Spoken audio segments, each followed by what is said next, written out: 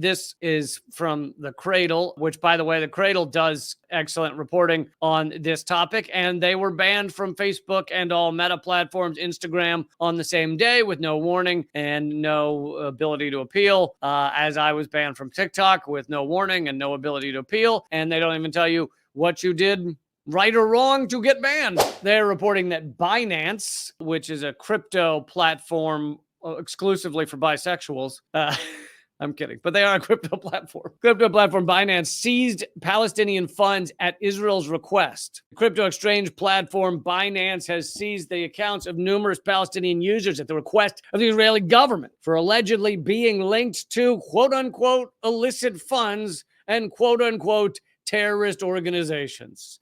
Boy, you can do anything as long as you yell terrorist while you're doing it. Did you know that? You could just go up to like an old lady on the street, punch her in the face and go, terrorist, and it's fine. It's totally fine. You could do anything. You can go and like you see a 3-year-old, you can pick him up by the back of his trousers and just hurl him into a lake and just yell terrorist. It's fine. Totally fine. According to Ray Youssef, co-founder of crypto marketplace Paxful, Binance has refused to return the funds. All appeals have been denied. All Palestinians are affected, and judging by the way things are going, all Lebanese and Syrians will get the same treatment.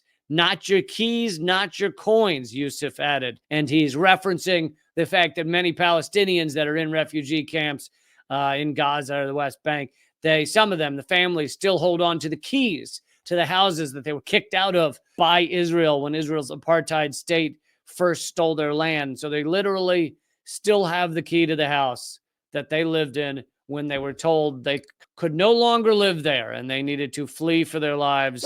Here's another quote from Cointelegraph Reports saying Palestine is a minor market for Binance, with Palestine's traffic share amounting to roughly 0.05% of Binance's visits over the past year. So, as long as it's a small percentage of your business, you can just steal their money. Isn't that exciting? As long as there's not too many people, you can just steal their shit, and it's totally true. Like, for example, if you only steal bikes that are painted with unicorns on the side, like little pink unicorns, then it's okay to steal those bikes because those are actually 0.05% of all bikes that are out there are unicorn bikes. So fine to steal as long as it's not a huge percentage of the overall market. But yeah, so I think to sum this up, fuck Binance.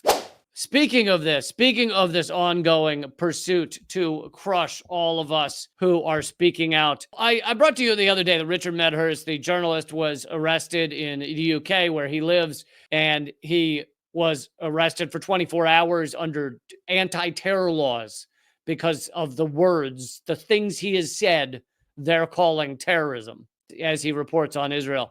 Well, this has happened again to a well-known pro-Palestine activist, human rights activist named Sarah Wilkinson. She was arrested when 12 officers arrived at her home in the UK. She's being arrested under a terrorism clause that basically says you cannot speak out against, and I'm paraphrasing in a way they would not like me to, but you cannot speak out against the allies of Britain, or else you are supporting terrorists. And if you support terrorists, then we can arrest you for terrorism. So this is the same thing as was done to Richard Medhurst. Now they're doing it to activists outside of just journalists. And she is now free on bail for the moment, pending the charges. But it does not mean that she doesn't have this hanging over her head, that she could be locked up for years and years for things she said. And she didn't say, go execute a lot of people. She said things like Palestinians have a right to resist and that type of thing. Anyway, let's hope that all this horrific fascist nonsense gets dropped. In the US, we have this pretend idea of freedom of speech. Now, we don't really have freedom of speech because, you go back years and years. Eugene Debs was in prison running for president because he came out against World War I. Lenny Bruce, a comedian, was arrested countless times and hounded to his death. He ultimately OD'd, but he was chased, and his ability to make money was destroyed, and his life was upended, and he was facing many charges for things he said, mainly the things he said that were against the church and against the police. The idea that we have freedom of speech, of course, is laughable. However, in the UK, they don't even have the idea of freedom of speech. There's nothing in their laws that really says they have freedom of speech. So in the UK, they don't even have to pretend. In the US, we got to pretend. In the US, we are the kings and queens of pretending that we have all these rights. Whereas in the UK, they don't even pretend. So anyway, let's hope that she remains free, Sarah Wilkinson, and you can try and keep up with her story and find ways to support her, because this is the famous quote, right? First they came for the fill in the blank, and I didn't speak out because I'm not filling the blank, right? Famous quote. Well, they're coming after the journalists. They're coming after the publishers. They're coming after the activists, people like Wilkinson there. And so, does anybody want to speak up? Or no, you just say, it's not me. Here's Richard Medhurst. I interviewed him the other day. Feel free to check that out. Richard Medhurst posted, Britain is under attack. Today, the police launched raids across the country and charged activists who oppose Israel's genocide in Gaza. This is an absolute outrage, a scandal. Why are we being treated like this in our own country? Fascism to protect Zionism. And good for Richard Medhurst continuing to speak up as loudly as possible, despite the fact that he's got these charges hanging over his head right now.